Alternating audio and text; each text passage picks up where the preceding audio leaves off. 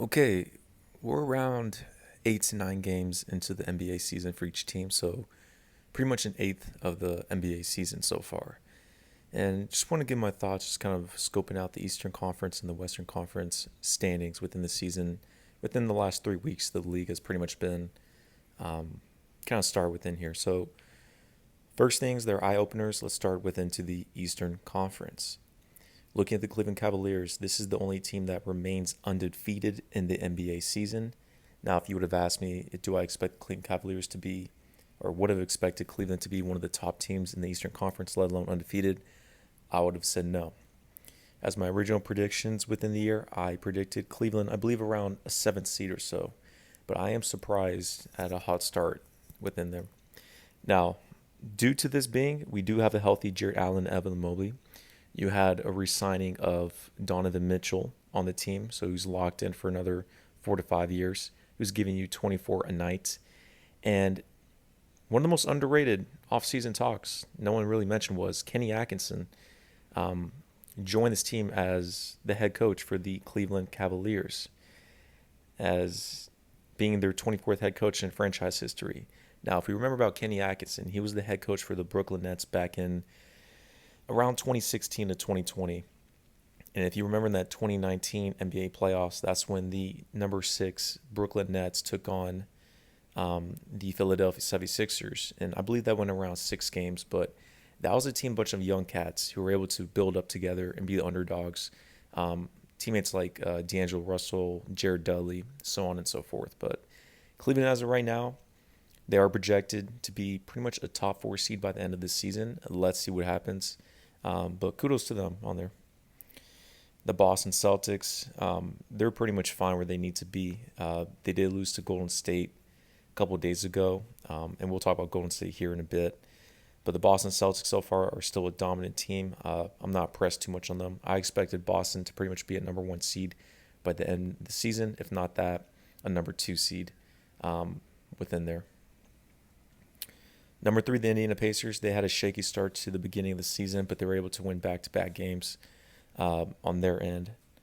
And I want to see more of an emergence of Tyrese Halliburton on their team. I know last season he was an all-star, had a crazy start to the NBA season.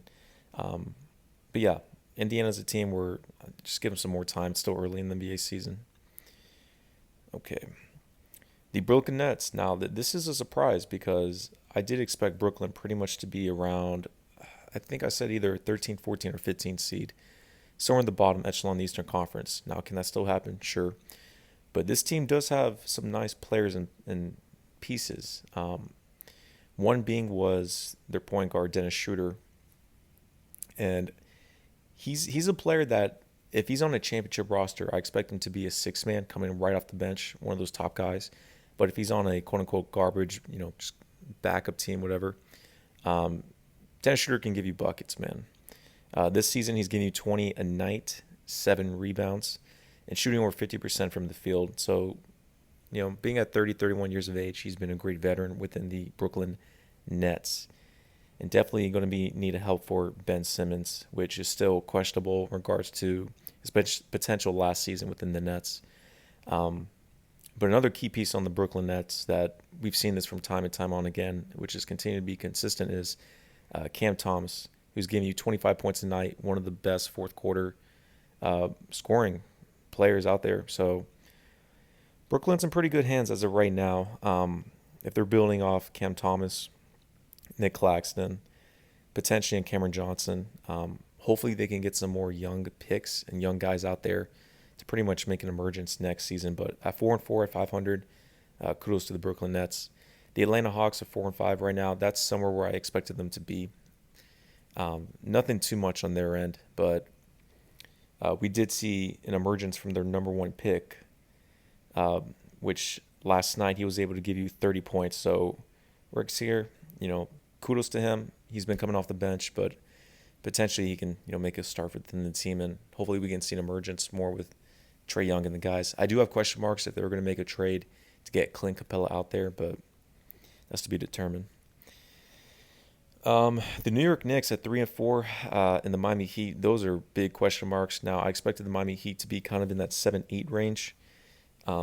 But yeah, those questions of Jimmy Butler potentially leaving are just getting more legitimate.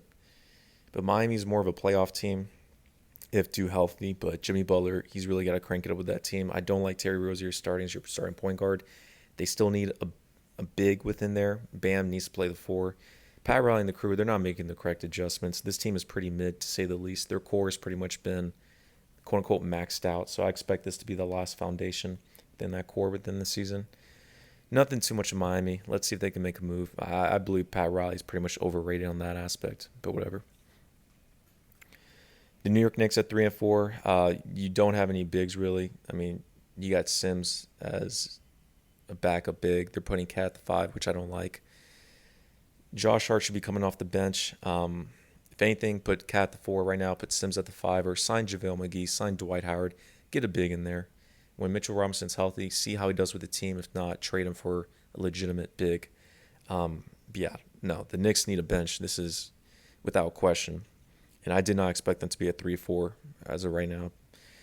We'll see what happens there. The Charlotte Hornets 3-5. They've always been that middle pack team. I mean, they just got that game winner by Miller last game. The Chicago Bulls, Lonzo Ball, potentially going to be out for the season with that wrist. It's too much for Lonzo Ball. You got to let him go. He's done. It is what it is, man. And the Bulls don't have any direction within their team. You got to let go of Zach LaVine, trade him before the trade deadline, blow it up, get some picks, go young. But Chicago management's been trash within the last 3 years. The Orlando Magic, Paulo Banchero, he's been out for the last 5 games. That's why they've had this 5-game losing streak. Whenever he comes back, they can make a push. But I'm not going to freak it off on the Magic as of right now. The Detroit Pistons at 3-6, we expect them to be. The Washington Wizards, yes. The Toronto Raptors, I expected that. The only two are just Milwaukee and Philadelphia. Philadelphia, Joel Embiid's yet to play a game as of right now. Paul George has missed the first 3 or 4 games. And then Tyrese Maxey, he's going to be out for a couple weeks. There's some shambles over in Philly, I'm not going to lie. But if you're able to get Joel Embiid back to play with Paul George, that team should be able to pretty much kind of crawl back up. But yeah, no, that loss of Tyrese Maxey, that's too much. Because it reminded me of last season when Joel Embiid was out for the last like 20 games or so, or somewhere around there. And they came from like a 2nd or 3rd seed down to barely scraping to a 7th. And that's when they got matched up with New York with a hurt Joel Embiid coming back, and that's how they were able to lose. But I don't know. I don't have much investment, much stock in Philadelphia to begin with. Beginning of the season, if they're healthy, I expect them to be around a 3rd seed. But if anything, a 2nd round exit is what it is. Milwaukee at 2-6. Doc Rivers and Darvin Ham are not ideal coaches in this league. They do not produce any X's and O's. They do not draw any quote-unquote playbooks within their team. It's very stagnant. They're one of the worst defensive teams out there. They're not a good offensive team. They have no true direction. Doc Rivers' time in the league is over. And plus, Damian Lillard wants to get the heck out of there. Giannis has already hinted on potentially getting traded. I believe they'll finish off the season squeaking into the playoffs, maybe a 6th, 7th, or 8th seed, but this team should be a first-round exit. They could pretty much lose their 6 and 7 games. They don't have a bench. They have a bunch of one-year guys. Brook Lopez is getting old. We can see that. Chris Middleton's at 33, 34. It's time to blow it up. But the Eastern Conference is right now, the top 2 teams are Cleveland and Boston. Let's see how the next couple weeks go around, but yeah, everyone feels good about Boston within there. Cleveland's a team in the playoffs. They just haven't really made that push. I know last year they lost to the Celtics in 5 games because Donovan Mitchell didn't even play. But I don't know. Maybe Cleveland could be in that conference finals against Boston. Or maybe New York makes that push again. We'll see. Let's check out the West here for the second half of this video. Surprising team for me is the Phoenix Suns and the Golden State Warriors at both 7-1. Now for Phoenix, they brought in Mike Budenholzer. They elected to put Devin Booker at the 2, which I've been saying over and over. Devin Booker is not a 1. Devin Booker can play a 1 from time to time, but he cannot be a starting point guard. Maybe a couple times in the second quarter, if he needs to run the 1, that's fine. But I like how Mike Budenholzer, even though they don't have the most ideal team roster, he was able to pick up Tyus Jones, which was a steal, put him at the point guard, put Devin Booker at the 2. Honestly, for me, This is something they should think about, but to put Bradley Beal off the bench as a six man, and you can elect to have Kevin Durant at the 3, Nurkic at the 5, and at the 4, either plug in Royce O'Neal or Bol Bol. One of their choices, but this team still needs a couple more pieces. They need a true back. I mean, yeah, Mason Plumlee, who's a great backup big, but I'm not sold for Nurkic as being your starting center. So I would try to get Nurkic out of there. Um, Probably bring in Jonas Valanciunas. If you can bring in Jonas Valanciunas and Marvin Bagley from the Washington Wizards, run Bagley at the 4, Valanciunas at the 5, KD at the 3, Booker at the 2, then Tyus Jones at the 1. That's pretty formidable. Now, after making that trade, if anything, I think an underrated trade would actually be to go for Ben Simmons. Now, you would have to unload Grayson Allen, Josh Ogie. Who else is out there? Probably Tyus Jones, probably, if anything. And then another player or two that, actually, let me see their team. Let me think real quick.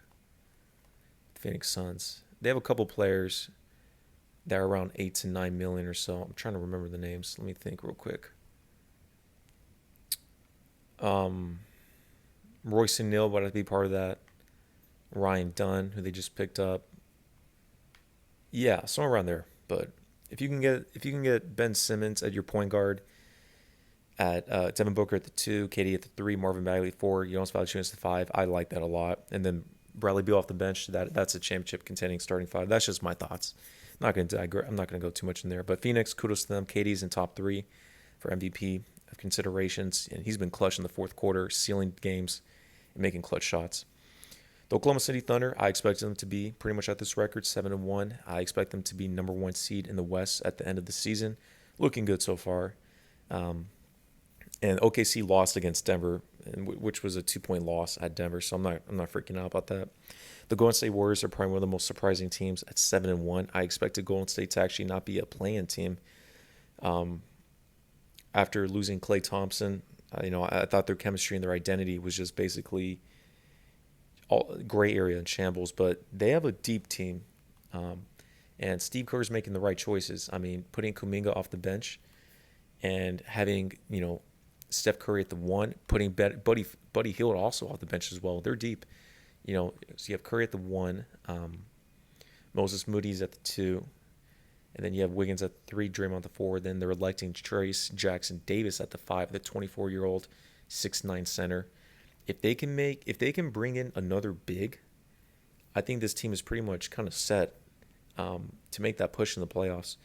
Now, this could be a trade, going for Jonas Valanciunas or maybe a Steven Adams. Or maybe just even signing a Dwight Howard or JaVale McGee in free agency for a veteran's minimum. Could do the case within there. But, yeah, no, this team's deep. They're 11-12. Steve Kerr's playing them all in the game. And you have a bunch of young guys out there. And Buddy Hield's shooting over 50%.